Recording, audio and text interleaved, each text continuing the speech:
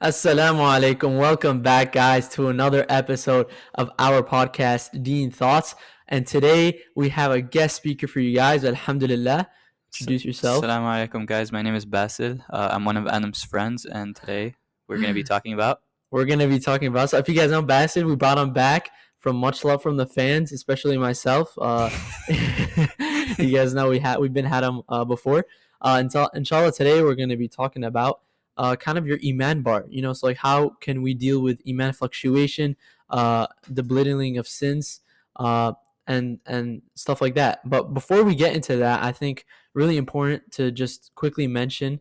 Obviously, right now we are in the month of Shaban. Alhamdulillah, we are only like 15 days away from Ramadan. Very crazy, time is flying.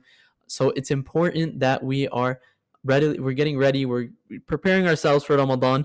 I don't know if you probably have heard this hadith a bunch of times, but the hadith mentions how the Prophet ﷺ, he wouldn't fast any complete month in the year apart from Shaban, which he used to join Ramadan. Basically saying that the Prophet ﷺ would fast Shaban as much as like this one says like as much as Ramadan, but like this Shaban would be the month that he would fast the most outside of Ramadan, just showing you that the Prophet ﷺ was trying to prepare for Ramadan, and we should do the same. And so, yes, like I'm not saying like you have to fast the whole month, but that should mean we should be increasing our ibadah, reading more Quran, doing more tasbih, trying to be more focused in our salah. These are the important things so that we can prepare for Ramadan. And there's also another thing I want to mention, which is that the companion ﷺ, they used to supplicate or make dua 6 months in advance before Ramadan, asking Allah subhanahu wa ta'ala that He would allow them to reach Ramadan. And then after that, they would make dua for 6 months after Ramadan, just so that Allah subhanahu wa ta'ala would accept their deeds, showing you how important Ramadan is, and that the companions were always thinking about it and always trying to prepare for it. Thoughts, Basil? Yeah, so, when at our local masjid, the sheikh and the imam always tells us, that Shaban, whenever you're preparing for Ramadan, you should always start from Shaban, because a sign that you're going to be successful in Ramadan is if you start in Shaban and ease yourself into the ibadat that you're going to do in Ramadan. So, for example, if you're going to, inshallah, complete the whole Quran during the month of Ramadan, try finishing half of the Quran in Shaban, or if you're trying to do a certain amount of dhikr, do half of that in the month of Shaban. Yeah, actually, one of our friends, he sent to us that he saw this thing where they were saying, a sheikh was saying like, the shaitan, he tries to get you to, in this month you're like, okay, I want to quit habits in Ramadan, so in this month I'm gonna do the habit one last time, or maybe a little bit more. That way I'm like able to quit it in Ramadan. But this is actually wrong. Shaitan is tricking you, right? So what we want to do is, like Beth said, we want to obviously try to do more good deeds. Like if you're like he said, like if you're trying to read a juz'a a day in Ramadan, maybe read 15 pages, 10 pages, half a juz'a right now in Shaban. But if you're trying to quit something in Ramadan and you know that's going to be your intention, then try like quitting now. Like try to start getting ready for that, and not like, oh, let me do more of that sin. No, try to do less and less of that sin in Shaban. That way it's easier for you to stop in Ramadan and continue stopping after Ramadan as well. Yeah, and also just to add to that, also when you're doing these things, trying to increase your hasanat and decrease your sayyat, just also remember that your priority should be decreasing sayyat, because doing haram and not doing haram is fard on you, and doing extra ibadat is something that isn't obligatory upon us. So you should obviously do both. You have to do both regardless, because you don't want to be on Yawm al-Qiyamah with no good deeds. But the priority should be, and put your most of your energy into staying away from haram things. And yeah. Yeah. All right, now let's get into our main topic, inshallah. So today we're going to be talking a little about iman fluctuation. So before, we've mentioned the iman bar. I don't know if you remember that, Bassett, in our past episodes. Remember, of course. So the iman bar, and this kind of relates especially to the fact that like we're trying to quit sayyat, trying to quit these bad habits that we have, whatever it may be. And then questions always come, well, how do I quit these bad habits? How can I get my iman to be higher? How can I, try to stop these things. What are your thoughts on that, Bassett? So yeah, I think something that's important is to recognize that your iman bar is heavily tied to um, committing sins, but also realizing that you're committing sins. So for example, someone who has a low iman bar might be more inclined to commit a belittle a sin and commit it and not think too much of it. And in their eyes it's not a very big sin, but in the sight of Allah subhanahu wa ta'ala, those consistent small sins that you're committing that you kind of brush off, those are the ones that eventually build up and become major sins, because you're belittling Allah subhanahu wa ta'ala's justice and his mercy and his punishment, to be honest. Yeah, of course. Honestly, I definitely agree with you. And the iman bar, like you said, I feel like there are so many sins that we do, and we just don't realize that those are cranking at our iman bar. Like I feel like like the way I imagine it is like this: you have like a bar, right, the iman bar, but then you have like a max iman that you can reach. And some people that when their iman fluctuates, they'll reach this max iman, but your max iman might be pretty low, and that's where your issue is. You feel me? Like you are not reaching a high enough max because of these sins are capping you. They're not letting you reach higher than what you should be reaching. So like for example, we mentioned before the hadith where that man, he said he was guaranteed paradise, and uh, the companions were confused, like why he was guaranteed paradise. So they followed him the whole day, and they were trying to see what he did, and they didn't see that he did anything special. So they went and asked him, and he said, "Before I go to sleep, I cleanse my heart from any hatred, and I forgive everyone." And you remember that hadith, right? Yeah, We subhanallah. mentioned that hadith before. So that hadith is important. Why? Because those like small things, interactions that you have in your day, you may not realize those can be capping you. You may say something, it might be like something small, you may think you're joking, you may think it's not a big deal, but at the end of the day that could hurt you. That could be a sayyah for you because you're saying something wrong, or maybe you had a bad interaction with someone, and that is kind of taken away from your iman as well. Yeah, subhanallah.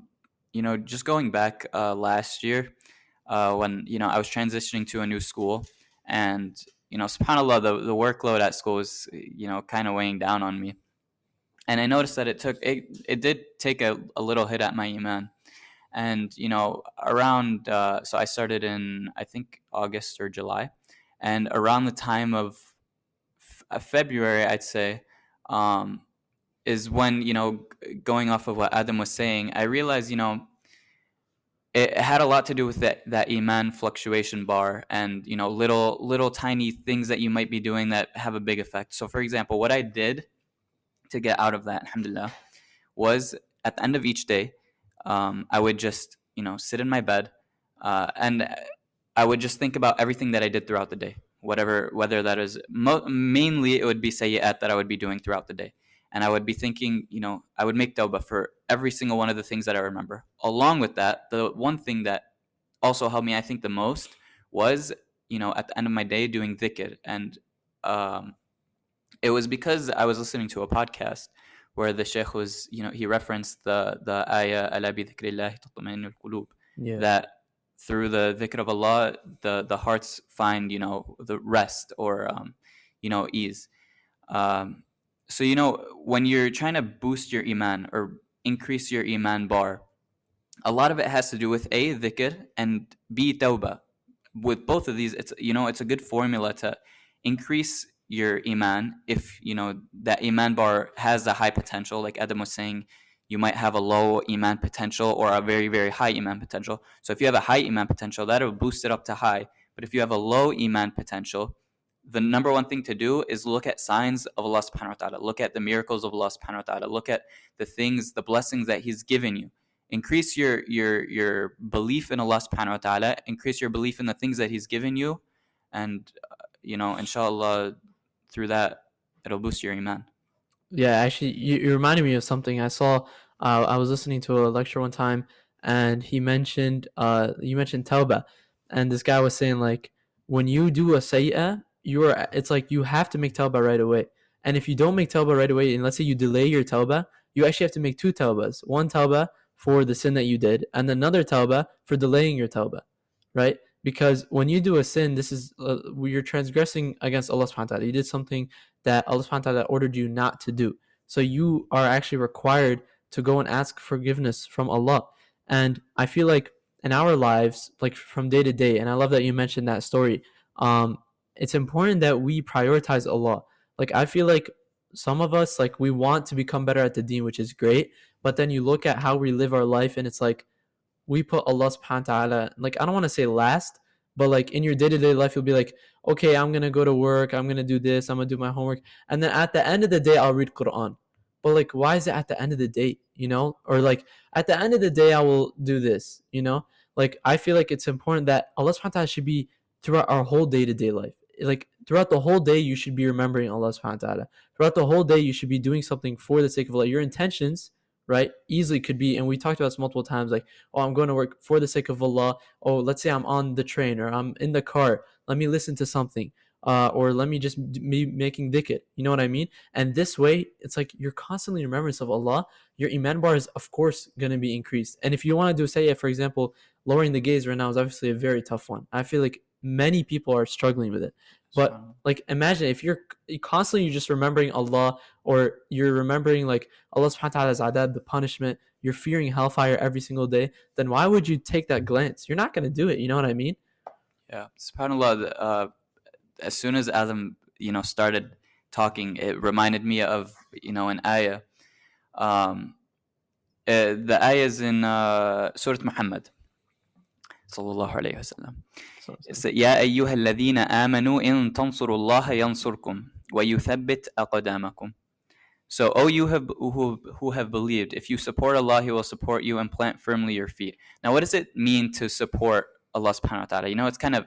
It's kind of odd when it was a few weeks ago, again at our local masjid, the sheikh the sheikh brought up this ayah, and he mentioned, and I was thinking to myself, what does it mean to support Allah subhanahu wa ta'ala? How could you support Allah subhanahu wa ta'ala? And he said, you do this, the meaning of this is simply by doing ibadah and following Allah subhanahu wa ta'ala's orders and prioritizing Allah subhanahu wa ta'ala over whatever is going on in your life. So for example, for me, I was applying to, something for school, and a lot of my decision was, it had to do with being close to a masjid, being close to like Muslimin. So I use this ayah, if you prioritize Allah subhanahu wa ta'ala, Allah subhanahu wa ta'ala will make everything else easier. Whatever, I didn't know what was happening, to be honest. I was like, you know what, no matter what happens, I'm going to, put Allah subhanahu wa ta'ala first, and whatever unfolds. And this should be your mentality for everything in life.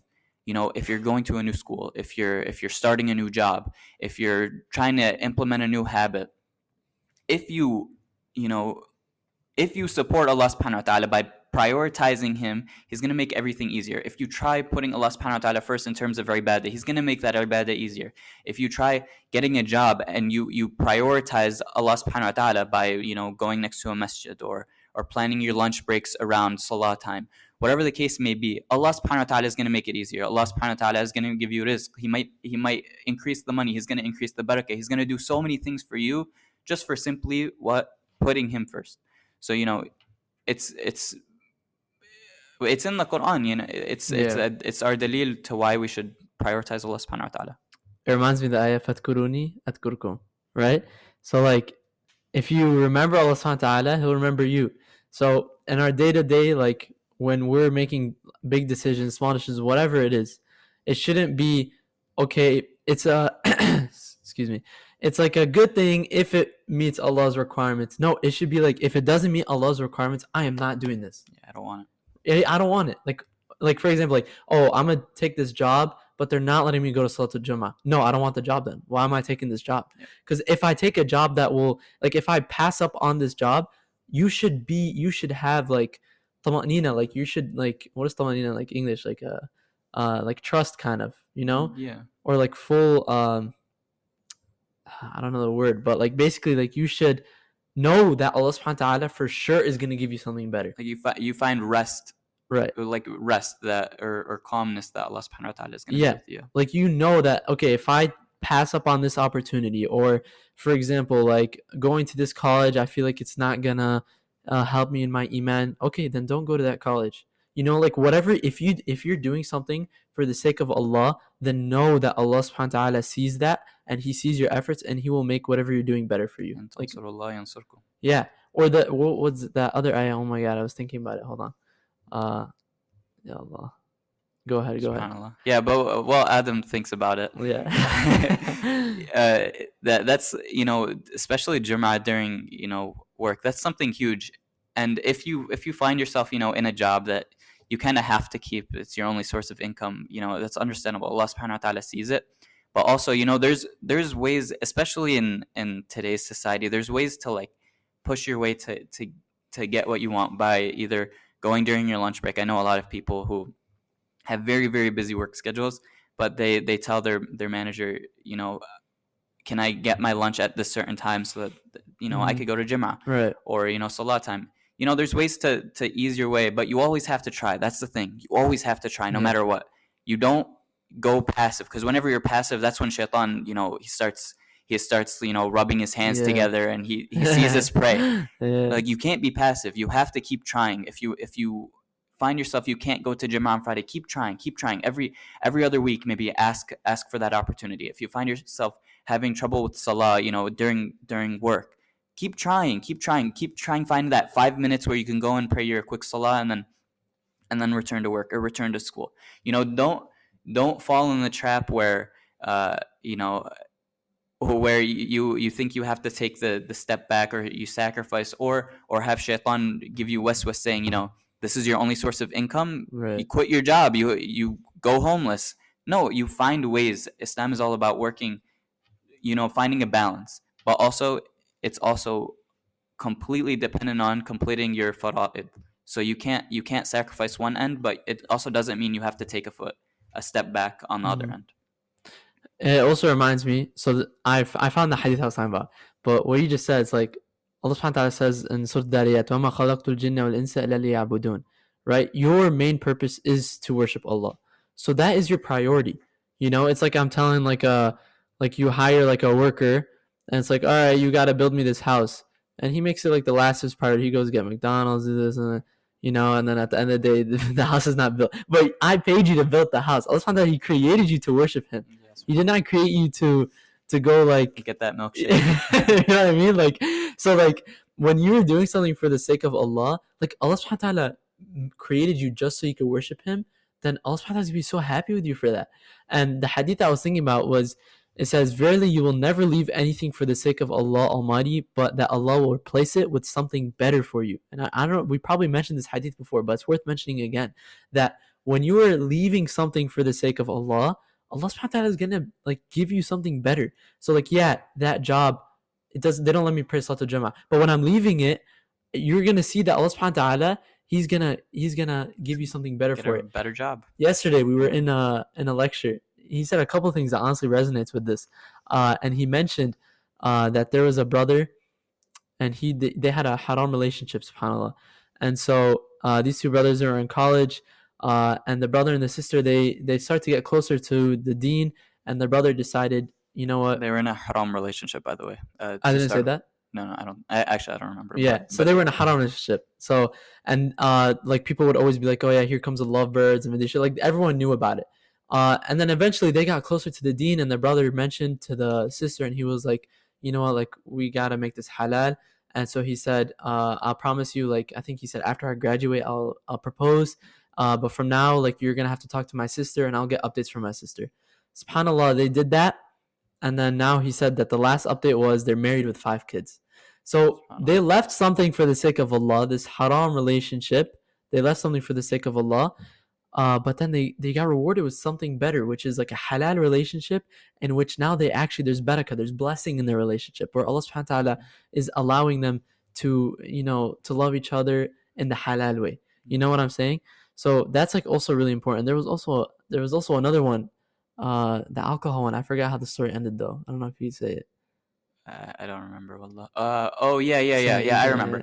So it was this sheikh that was speaking to us.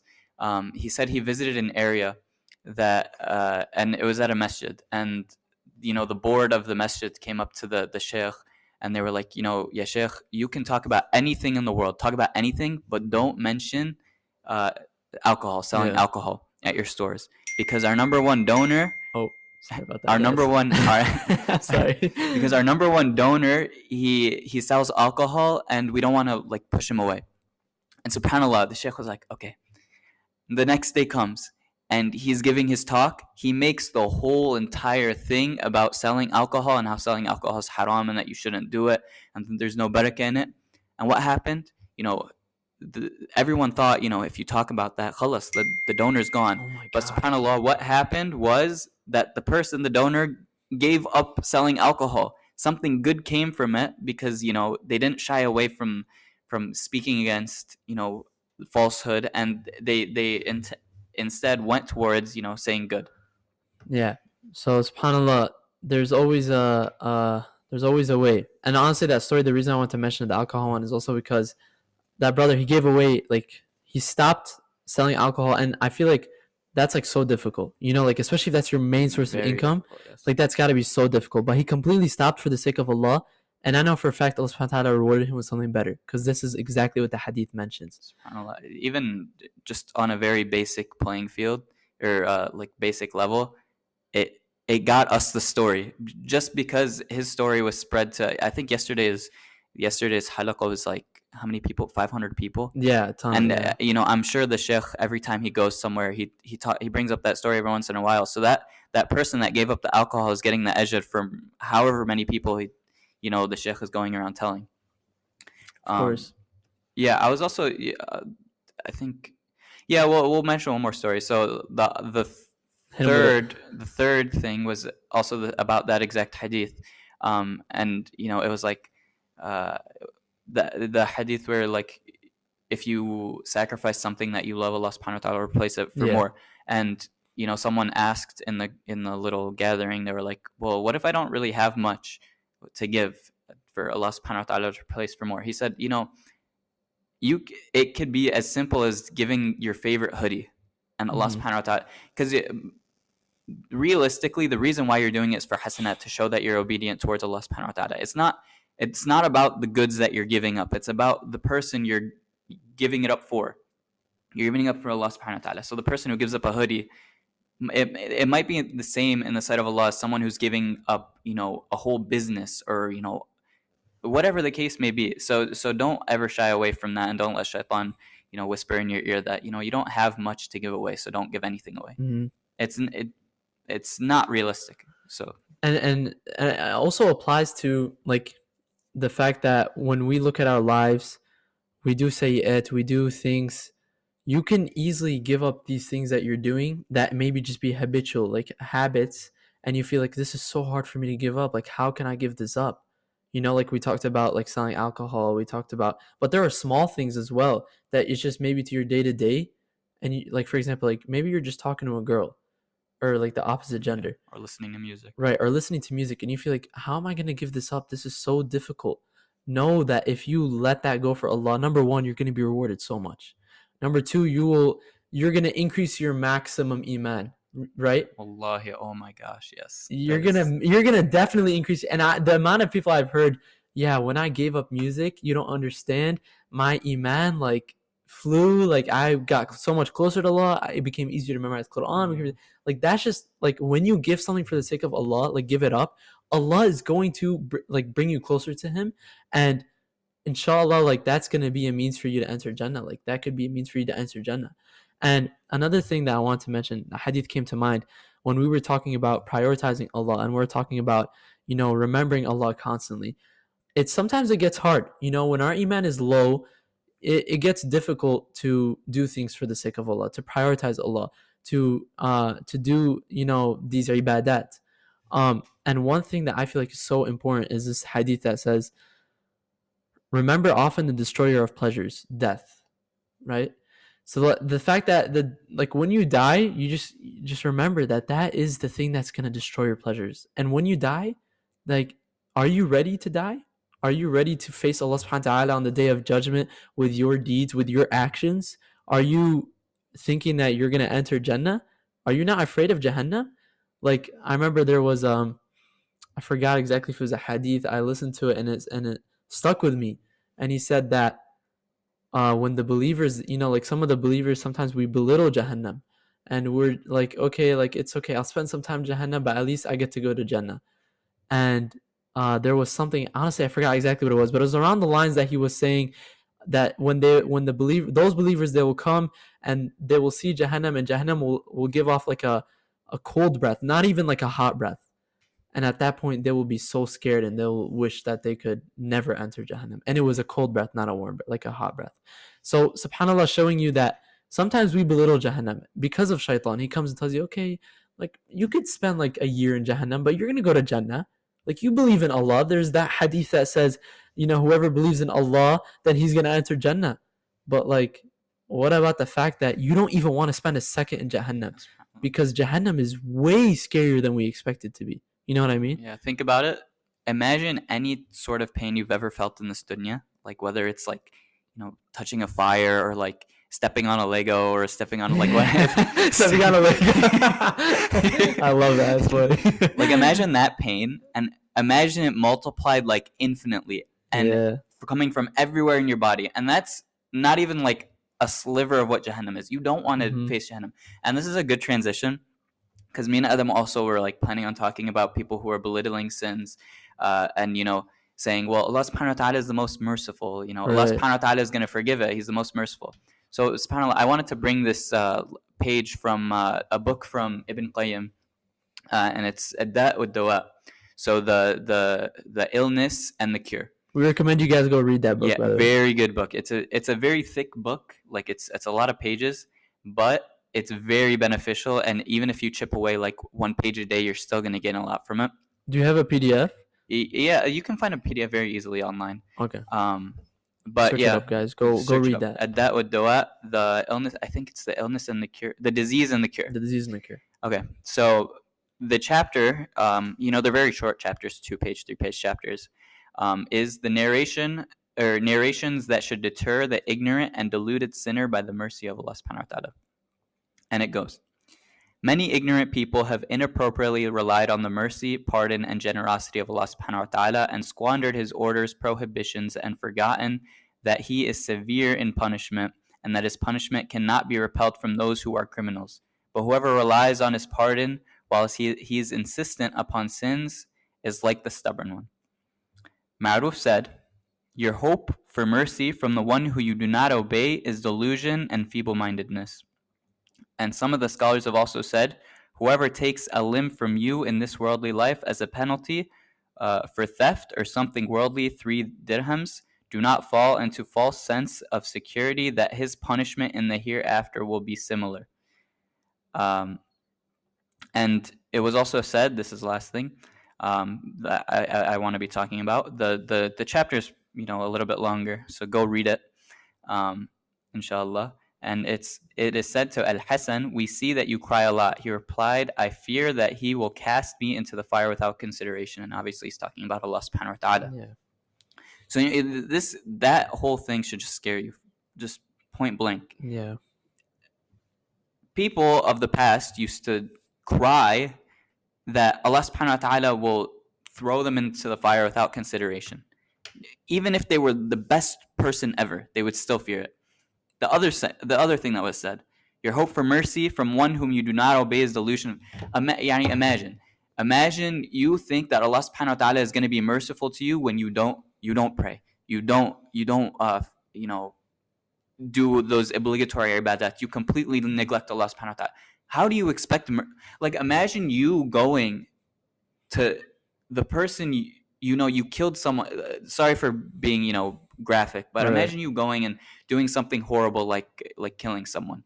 You think their family is going to forgive you? Unless they're Muslimin, because subhanAllah, Muslimin are very, very merciful. Like you have to know who you're dealing with. You're dealing with Allah subhanahu wa ta'ala. He's the one who created. He gave you everything. You think that if you continuously go and doing these small sins and saying he's going to be merciful, doing big sins, he's going to be merciful. You think Allah subhanahu wa ta'ala is, how can you guarantee that he's going to reciprocate that with mercy? How are you going to put your akhirah on that? How are you going to put everything on the line on that little chance that Allah subhanahu wa ta'ala is going to be merciful. How are you that confident? How would anyone be that confident? It's delusional. Yeah, especially if you're doing a sin and you know that that sin is wrong and that you shouldn't be doing it. Like, how are you gonna answer Allah subhanahu wa ta'ala when he asks you why you did not stop that sin? And how are you comfortable doing that sin knowing that Allah subhanahu wa ta'ala specifically told you not to do it and you know you're doing something wrong? But it's like, it's just a small sin, you know? And then there's this hadith that mentions, verily the believer views his sins as if he were sitting under a mountain, fearing it will fall upon him. The wicked views his sins as if they were a fly passing over his nose. You know, so that like when you just see like these sins, I mean, that they're like really small and it's not that big a deal. That's no, you're in a bad area right now. You need to get you need to get yourself in order. But when you see like you do like the smallest sin, you know, like maybe you like, I don't even know, like trying to think of like a really small sin, just like a really small sin. But then like when you do it, you're like, oh my God, like what have I done? This is such a big deal. Know that your iman is like, alhamdulillah, like you're in a good spot and keep going, you know. And that also reminds me of one time I was hearing that the Salaf radiallahu anhum, there were some of them that they were constantly in remembrance of Jahannam to the point where like they wouldn't even be able to eat. Like they would come to eat, they would just start crying. Like what you were mentioning, like he was just crying. Like how can I like How can I be that? sure? Yeah, how can I be sure like that? Like I'm not going into Jahannam. You know, like they're so scared of Jahannam. You know, and we need to be more scared of Jahannam. Yeah. You know, like we need to be like, especially when you're young, you should be more in like a fear state more than like a hopeful state. That's what the scholars say. You should be more like fearful of Jahannam. That way you're doing less sins and trying to get closer to Allah. And then when you're older, then become hopeful that Allah subhanahu wa ta'ala will forgive what you have done. And you should always be hopeful. Don't get me wrong. Don't despair in Allah subhanahu wa ta'ala's mercy. That's not what we're saying at all. That's a major sin, by the way. Right. Despairing in Allah. That's another major sin. So don't do that. But what we're trying to say is also remember that Allah's punishment exists. Like the Jahannam exists. It's serious. It's scary. It's not something to just like, okay, this small sin I did, okay, well, Allah will forgive me. It's not that big deal. No, like, oh my God, I just did a sin that is going to be against me on the day of judgment. Like, how am I going to get rid of this sin now? I need to go make tawbah right away. Yeah. You know what I mean? SubhanAllah, a good mentality to have is just thinking to yourself, is there any good deed that I have done that has been accepted by Allah? Like think right now, while you're listening to this podcast, think to yourself, is there a single good deed that you've done in your whole entire life that you can guarantee that's been accepted by Allah subhanahu wa ta'ala? The answer is no. You can't. You cannot guarantee. And then on the flip side, insan are constantly committing sins. It's impossible not to commit sins unless you're a prophet, which none of us listening here are. So I sure hope you don't think you're a prophet. So yeah, we have bigger issues. We have bigger issues than you think you're a prophet.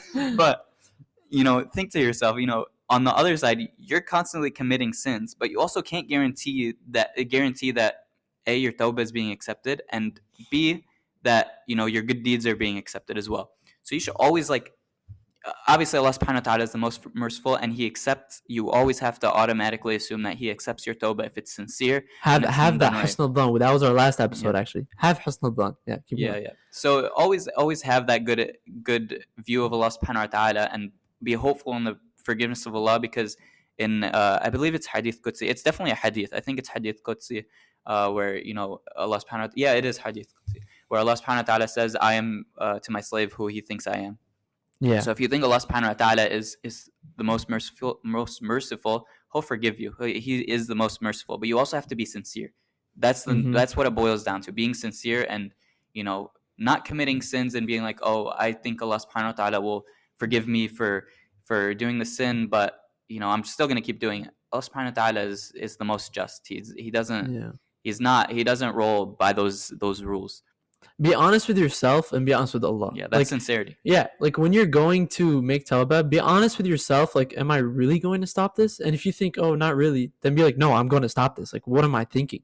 And be honest, like, yeah, I'm going to. Like, ya Allah, forgive me. I genuinely don't want to do this anymore. And ask Allah to help you in stopping that sin. There's nothing wrong with that, Yeah. Like yesterday, and we'll close on this because we're running short on time. Yeah. But yesterday at the same event, the Sheikh was also saying the ultimate event where we learned everything. He brought up the fact of saying inshallah. So when you're trying to give up something, or when you're trying to not do sin, and you're trying to do something good and implement it, you always have to say inshallah, because through the example of Ya'juj and Ma'juj and that ayah in Surah Al-Kahf, Ya'juj and Ma'juj aren't going to break down the wall until they say inshallah. Mhm. Um, And Sulaiman alayhi yeah, salam. yeah. So always say inshallah whenever you prepare for blocking off a sin that's recurring. Yeah. And then yeah, so going All right, guys. sorry. Yeah, you chill. You chill. Apologies. Okay. So what were you saying? Okay, we'll close here. So yeah, inshallah, when you're thinking of things going into Ramadan, Yeah. what it boils down to, cut out the sins. Ultimately, cut out the sins that you're doing, whether it's listening to music, not lowering your gaze, looking at haram. Cut those out. Try your best, and if you fall into sin, it's recurring. Just do tawbah right away. Do Yeah. tawbah at the end of your day. Do tawbah. The second is, try your best increasing on small, consistent deeds, as the Prophet Muhammad SAW said. So. Small, consistent deeds are better than big ones all at once. And then the third, which is a homework assignment for everyone listening, at the end of every day, me and Adam want you to go, and Mira, sorry, Mira. What we want you to do is, before you go to bed, think of everything you've done through the day, every sayyah that you could probably have done, and make tawbah for it. And inshallah, Allah subhanahu wa ta'ala will forgive you for that. And you have to be sincere with yourself. No matter what, even if it's harsh on yourself, you have to be sincere and recognize that it's a sin. Yeah, make dua, guys, that Allah subhanahu wa ta'ala is going to help you. Like, make dua that Allah subhanahu wa ta'ala does help you in quitting these sins. Be sincere and try your hardest. And always remember, like we said, like Allah subhanahu wa ta'ala's punishment, His death, that will help you to fear Allah and try to get closer to Him. I think, guys, we're going to wrap it up here. Thank you guys so much for listening. Thank you, Bassett, for coming out. I think we definitely really enjoyed his company. And please share it, guys, with anyone you think will benefit. And inshallah, we'll see you guys in the next one. Assalamu alaikum.